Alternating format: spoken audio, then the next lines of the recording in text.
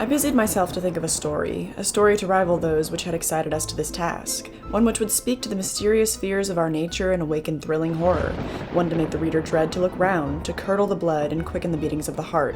If I did not accomplish these things, my ghost story would be unworthy of its name. Hi there, my name is the Antichrist, and my heroes don't walk on the moon, or win gold medals, or invent the iPhone. No, my heroes lose their virginity on their mother's grave. Yup, we're talking about Mary Shelley today. This deep dive is going to cover the life of Mary Shelley, Frankenstein the novel, and all of the adaptations through the 1930s, meaning that this will also serve us as a mini deep dive into the life of Boris Karloff, who played the monster in the first 3 film adaptations. Well, the first surviving feature-length films, we'll get into that. There are some really funny interviews of him all the way back from the 1950s, and that footage still survives. I'm gonna show some of it to you. Obviously, I'm not gonna go over every stage adaptation because that would be insane. There's enough to cover with these historic figures, the movies, the book, trust me. Which is why I'm keeping this intro so brief, but you might still be wondering why I introduce myself as the Antichrist. I am, in fact, Satan's daughter, it's true, but not only that, I'm his favorite daughter. So I generally don't have to run around doing his bidding. He lets me kind of just hang out and talk about horror movies with you guys. If you'd like to join our little cult, then all you have to do is click subscribe, but it also doesn't hurt to click the like button and the notification bell, that way you never miss the next video. Also, for my returning little cult members, yes, this is a new lens. Thanks for noticing. Anyway, let's dive into this video, shall we? Starting with the life of Mary Shelley. I'm gonna hit on some of the major life points, but I can't get fully into her life story because it's so complicated. There's so much drama. Plenty of other people on YouTube and documentarians have already completed that task. A few of them are even linked in the master resource post down below. To get things off, it's important to know who her parents were. Her father was William Godwin and her mother was Mary Wollstonecraft. Both famous authors of their time. Wollstonecraft was actually a fervent feminist, and I don't think you would believe that her texts came out in the 1700s. Anyway, Mary Shelley was born Mary Wollstonecraft Godwin on August 30th of 1797, and unfortunately her mother died of a uterus infection just 12 days later. Because she never knew her mother, Mary then developed a dead mother complex. She became obsessed with her mother's work, and all growing up she spent a lot of time at her mother's grave. She developed this kind of fairy godmother-esque image of her mom. Percy Shelley was a young man who swept Mary off her feet at the age of 16. It was not a legal age gap in today's world. As their romance first began, they spent so much time out on her mother's gravesite, and so that is why it's speculated that that's where she lost her virginity. Percy was a little bit of a shady character. He very much had rich kid vibes. He actually had a wife and a child at the time that he met Mary. He got kicked out of Oxford, and he also ditched his wife and his child to then knock Mary up. But then while Mary was pregnant, he had to go back home to his wife, who was giving birth to their second child. Their relationship was so messy. Percy and Mary were also extremely close to Mary's stepsister Claire, and it's speculated that that ended up being a little bit of a love triangle situation, with Percy having an affair with her stepsister. Messy, messy, messy boots. I'm telling you, there's a reason why people throughout the centuries have been so obsessed with Mary Shelley and this friend group she found herself part of. But again, check some of my sources for the more in-depth story. There are a lot more layers to it. Let's get to the writing of Frankenstein. I watched several documentaries and other YouTube videos and stuff, but there were actually 2 movies I watched that involved the story of the writing of Frankenstein. Mary Shelley stars Dakota Fanning, and it's a very watered down version of her life. It's very clean. It depicts all the events of her upbringing and also the events in Switzerland when she wrote the novel. Gothic is directed by Ken Russell back in the 80s. It is a wild, drug-induced trip full of betrayal, gore, sex, you name it. But they both tell the story of this friend group that decided to go stay in Switzerland. It's Mary Shelley, Percy, Claire, and then Lord Byron, who Claire got in contact with and was trying to seduce. And I guess also Lord Byron's doctor, his physician. After many conversations where Mary Shelley was a fly on the wall, Lord Byron and Percy talking about Darwin and scientific experiments, Lord Byron challenged them all to write a ghost story, and thus we have the inception of Frankenstein. Another thing that more than likely inspired Mary Shelley was both her isolation from society and the many, many losses that she suffered. In 1814, her first child was born premature and died. That was when she was only 16 or 17 years of age. In 1815, she gave birth to her son William. In 1816, Percy's wife Harriet committed